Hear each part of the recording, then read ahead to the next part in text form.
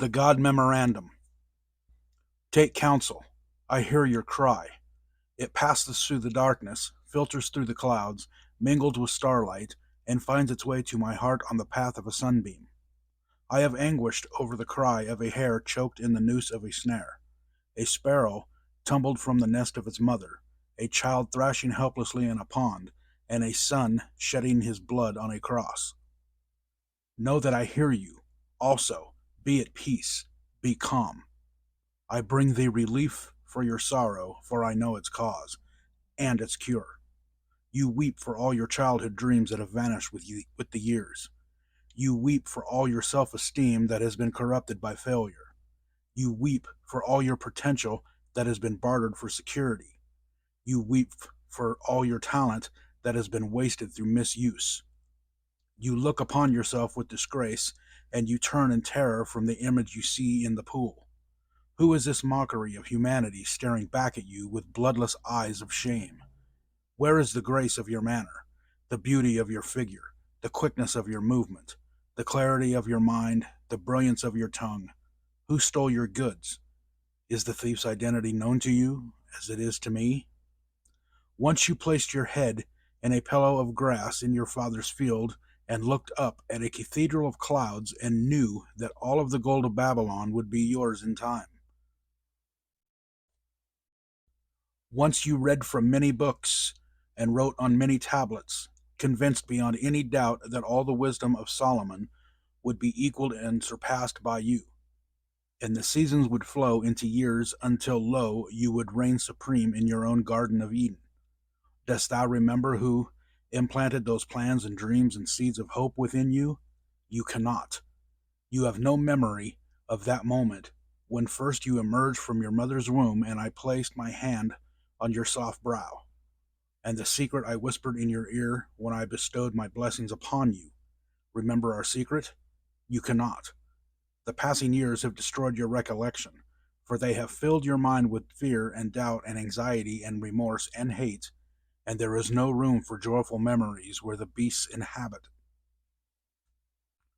Weep no more. I am with you, and this moment is the dividing line of your life.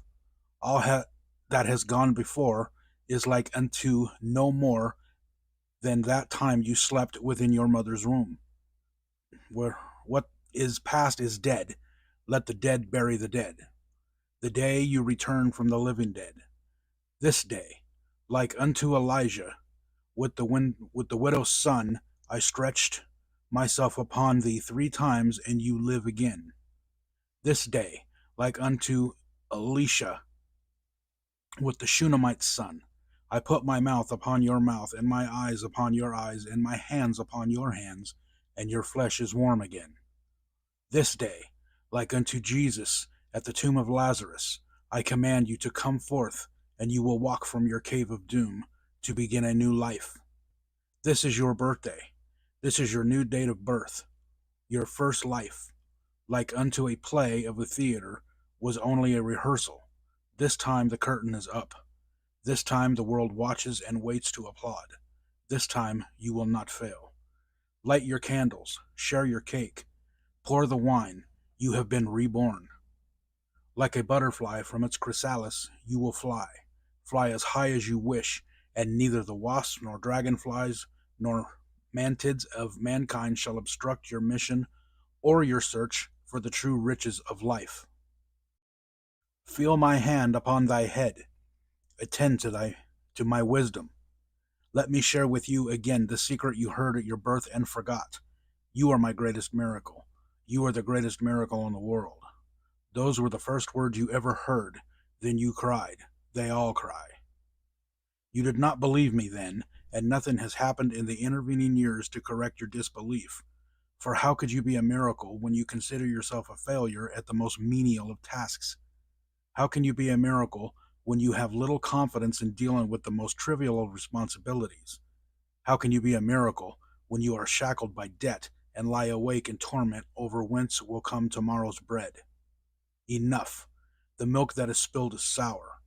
Yet how many prophets, how many wise men, how many poets, how many artists, how many composers, how many scientists, How many philosophers and messengers have I sent with word of your divinity, your potential for goodliness, and the secrets of achievement? How did you treat them? Still I love you, and I am with you now, through these words, to fulfill the prophet who announced that the Lord shall set his hand again, the second time, to recover the remnant of his people. I have set my hand again. This is the second time. You are my remnant. It is of no avail to ask, haven't you known, haven't you heard? Hasn't it been told to you from the beginning? Haven't you understood from the foundations of the earth? You have not known, you have not heard, you have not understood. You have been told that you are a divinity in disguise, a god playing a fool. You have been told that you are a special piece of work, noble in reason, infinite in facilities, express and admirable in form and moving like an angel in action, like a god in apprehension. You have been told that you are the salt of the earth. You were given the secret even of moving mountains, of performing the impossible. You believed no one. You burned your map to happiness. You abandoned your claim to peace of mind. You snuffed out the candles that have been placed along your desired path of glory. And then you stumbled, lost and frightened, in the darkness of futility and self-pity until you fell into a hell of your own creation. Then you cried and beat your breast and cursed the luck that had befallen you. You refused to accept the consequences of your own petty thoughts and lazy deeds, and you searched for a scapegoat on which to blame your failure. How quickly you found one. You blamed me. You cried that your handicaps, your mediocrity, your lack of opportunity, your failures were the will of God. You were wrong. Let us take inventory. Let us first call a roll of your handicaps. For how can I ask you to build a new life lest you have the tools? Are you blind? Does the sun rise and fall without your witness? No, you can see. And the 100 million receptors I have placed in your eyes enable you to enjoy the magic of a leaf, a snowflake, a pond, an eagle, a child, a cloud, a star, a rose, a rainbow, and the look of love. Count one blessing. Are you deaf? Can a baby laugh or cry without your attention? No, you can hear. And the 24,000 fibers I have built into each of your ears vibrate to the wind in the trees, the tides on the rocks, the majesty of an opera, a robin's plea, children at play, and the words I love you. Count another blessing. Are you mute? Do your lips move and bring forth only spittle?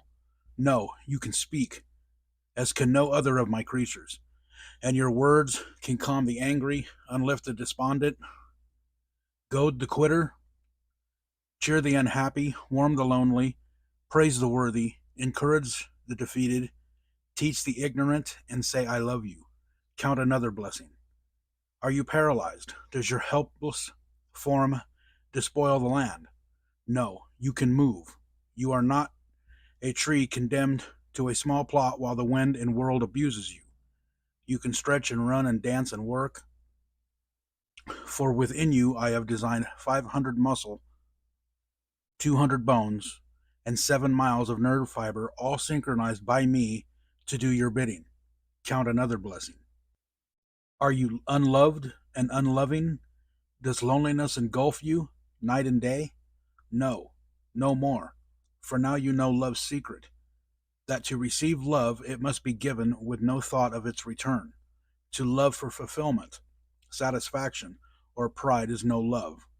Love is a gift on which no return is demanded.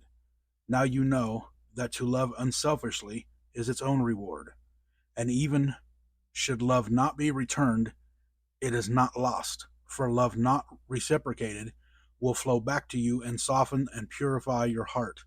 Count another blessing. Count twice. Is your heart stricken? Does it leak and strain to maintain your life? No, your heart is strong. Touch your chest and feel its rhythm, pulsating hour after hour, day after and night. 36 million beats each year, year after year. Asleep or awake, pumping your blood through more than 60,000 miles of veins, arteries, and tubing. pumping more than 600,000 gallons each year. Man has never created such a machine. Count another blessing. Are you diseased of skin? Do people turn in horror when you approach? No. Your skin is clear and a marvel of creation, needing only that you tend it with soap and oil and brush and care. In time, all steels will tarnish and rust, but not your skin. Eventually, the strongest of metals will wear, with use, but not that layer that I have constructed around you. Constantly, it renews itself, old cells replaced by new, just as the old you is now replaced by the new. Count another blessing. Are your lungs befouled? Does your breath of life struggle to enter your body? No. Your portholes to life support you, you even in the vilest of environments of your own making, and they labor always to filter life-giving oxygen through 600 million pockets of folded flesh while they rid your body of gaseous wastes. Count another blessing. Is your blood poisoned? Is it diluted with water and pus? No. Within your 5 quarts of blood are 22 trillion blood cells, and within each cell are millions of molecules, and within each molecule is an atom oscillating at more than 10 million times each second. Each second, 2 million of your blood cells die to be replaced by 2 million more in a resurrection that is continued since your first birth. As it always has been inside, so now it is on your outside. Count another blessing. Are you feeble of mind? Can you no longer think for yourself? No. Your brain is the most complex structure in the universe. I know. Within its 3 pounds are 13 billion nerve cells, more than 3 times as many cells as there are people on your earth, to help you file away every perception, every sound, every taste, every smell, every action you have experienced since the day of your birth.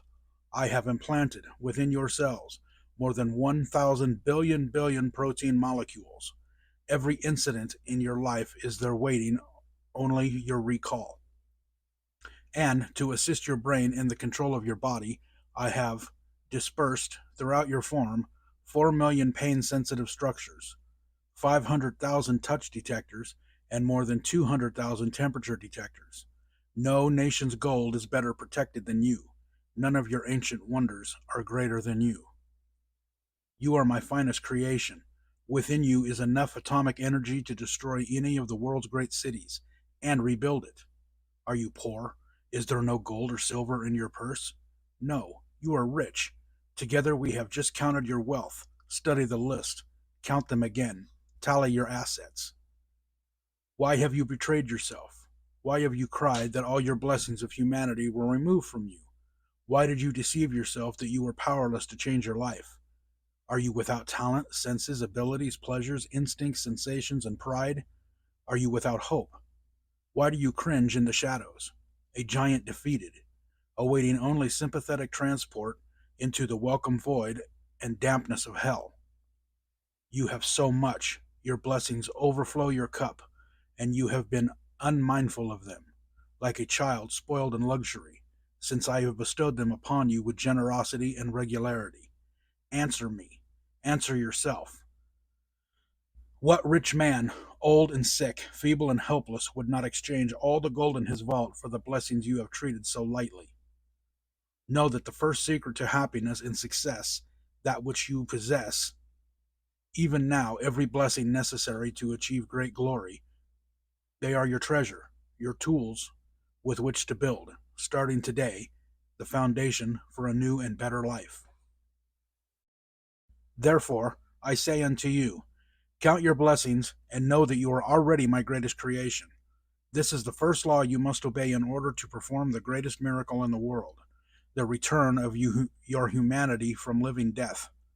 And be grateful for your lessons learned in poverty, for he is not poor who has little, only he that desires much, and true security lies not in the things one has, but in the things one can do without. What are the handicaps that produced your failure? They existed only in your mind. Count your blessings. And the second law is like unto the first. Proclaim your rarity. You have condemned yourself to a potter's field, and there you lay, unable to forgive your own failure, destroying yourself with self-hate, self-incrimination, and revulsion at your crimes against yourself and others. Are you not perplexed? Do you not wonder why I am able to forgive your failures, your transgressions, your pitiful demeanor, when you cannot forgive yourself? I address you now for three things. You need me. You are not one of a herd heading for destruction in the gray mass of mediocrity, and you are a great rarity. Consider the painting by Rembrandt, or a bronze by Degas, or a violin by Stradivarius, or a play by Shakespeare. They have great value for two reasons. Their creators were masters, and they are few in number, yet there are more than one of each of these. On that reasoning, you are the most valuable treasure on the face of the earth, for you know who created you, and there is only one of you.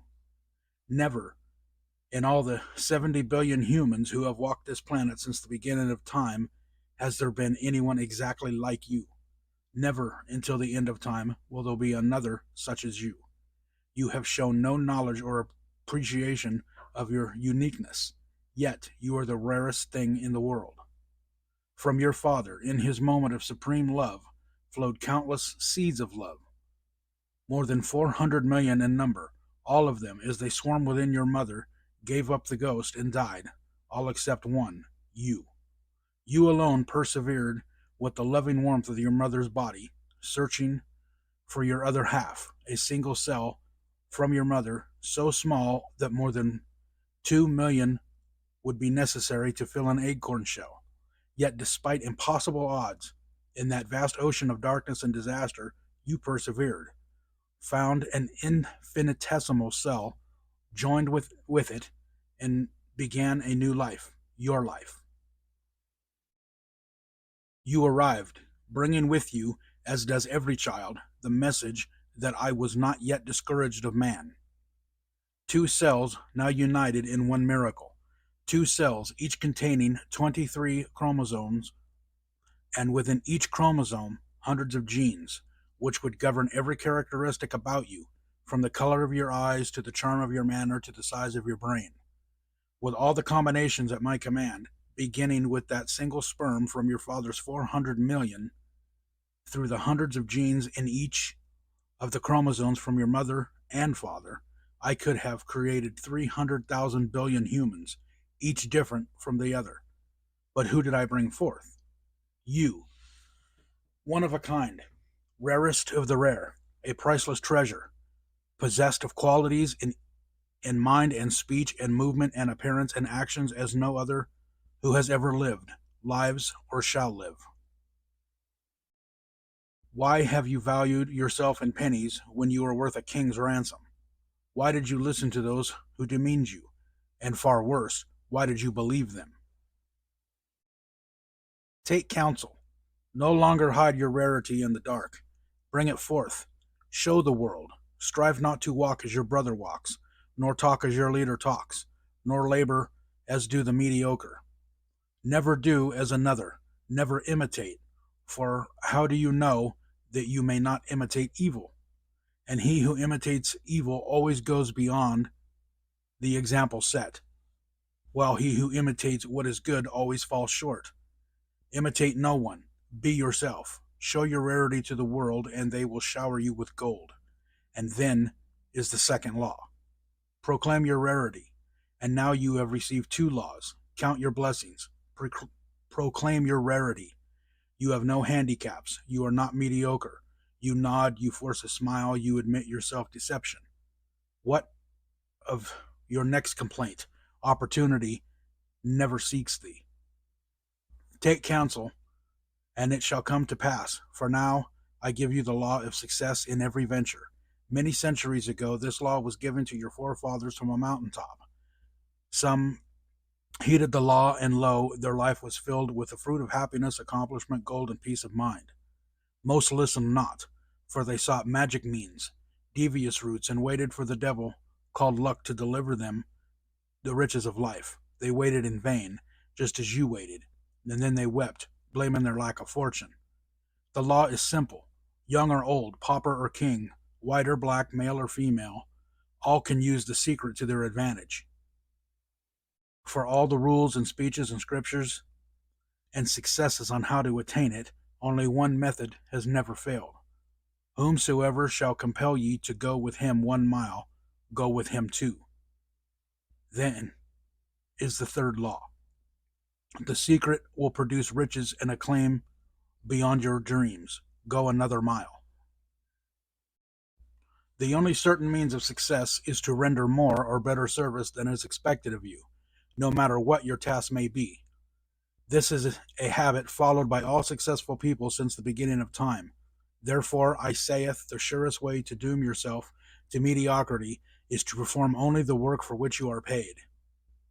Think not ye are being cheated if you deliver more than the silver you receive. For there is a pendulum to all life in the sweat you deliver. If not rewarded today, will swing back tomorrow, tenfold. The mediocre never goes another mile. For why should he cheat himself, he thinks, but you are not mediocre. To go another mile is a privilege you must appropriate by your own initiative. You cannot, you must not avoid it, neglect it, do only as little as the others, and the responsibility for your failure is yours alone.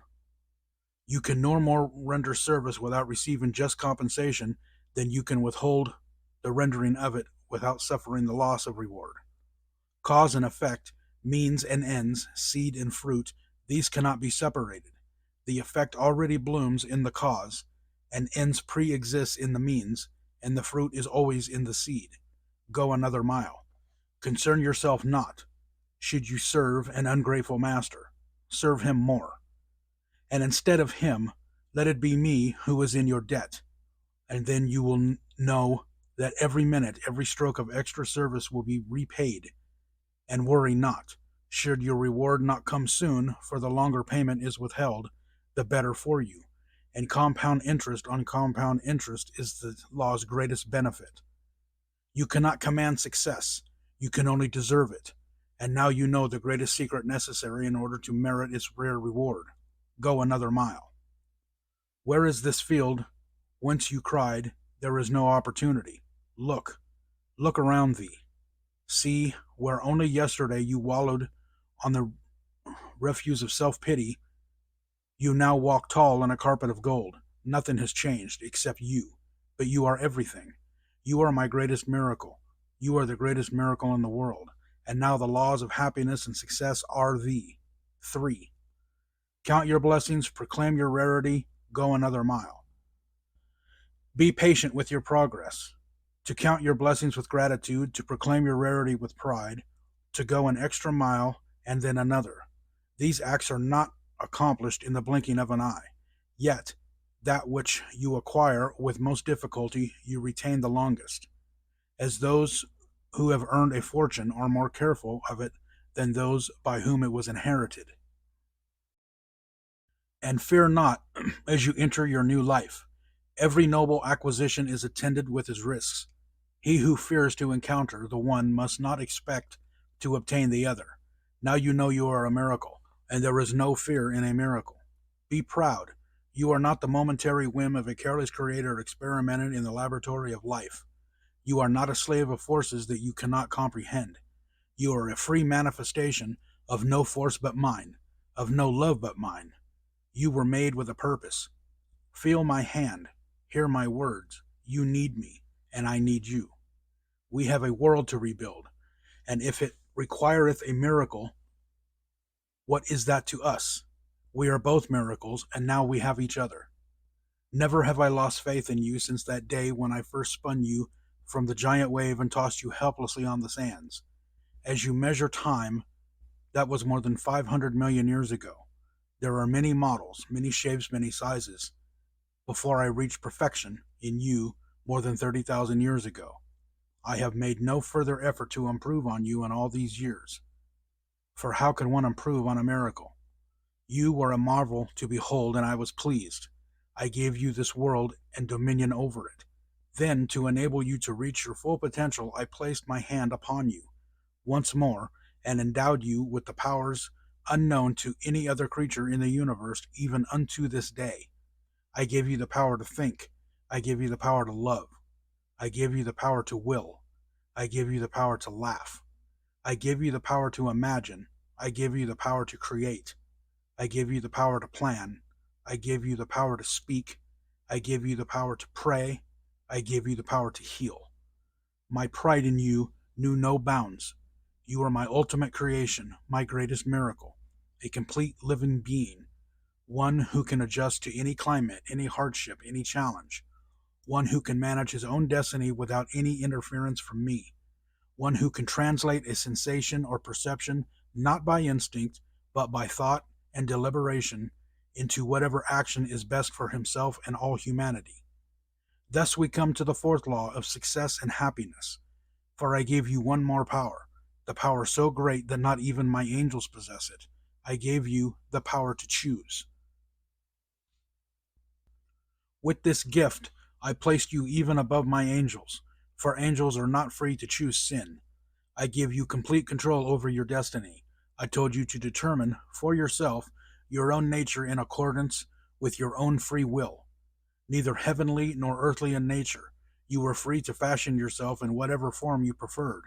You had the power to choose and degenerate into the lowest forms of life, but you also had the power, out of your soul's judgment, to be reborn into the higher forms, which are divine.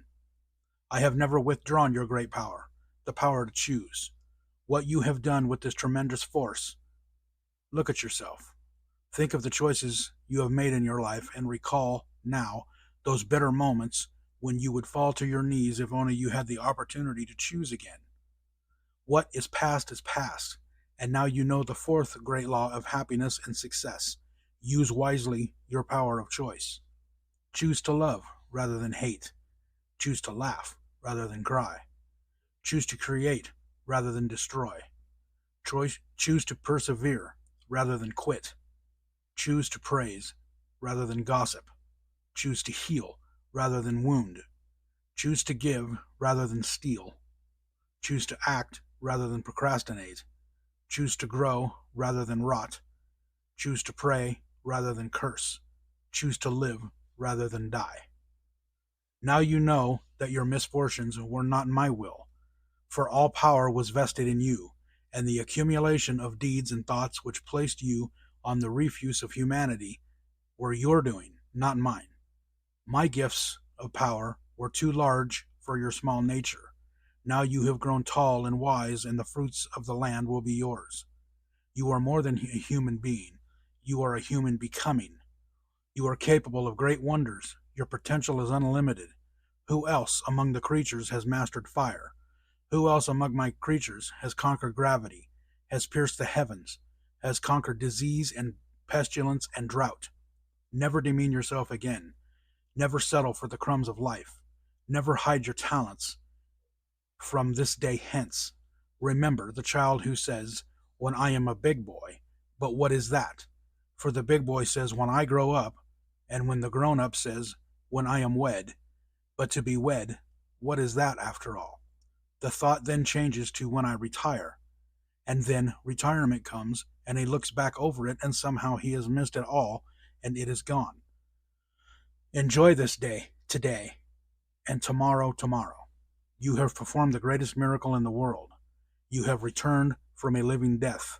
You will feel self-pity no more, and each new day will be a new challenge and a joy. You have been born again, but just as before, you can choose failure and despair or success and happiness. The choice is yours. The choice is exclusively yours. You can only watch as before in pride or sorrow. Remember then the four laws of happiness and success. Count your blessings. Proclaim your rarity. Go another mile. Use wisely your power of choice. And one more. To fulfill the other four, do all things with love. Love for yourself, love for all others, and love for me. Wipe away your tears. Reach out, grasp my hand, and stand straight. Let me cut the grave cloths that have bound you. This day you have been notified. You are the greatest miracle in the world.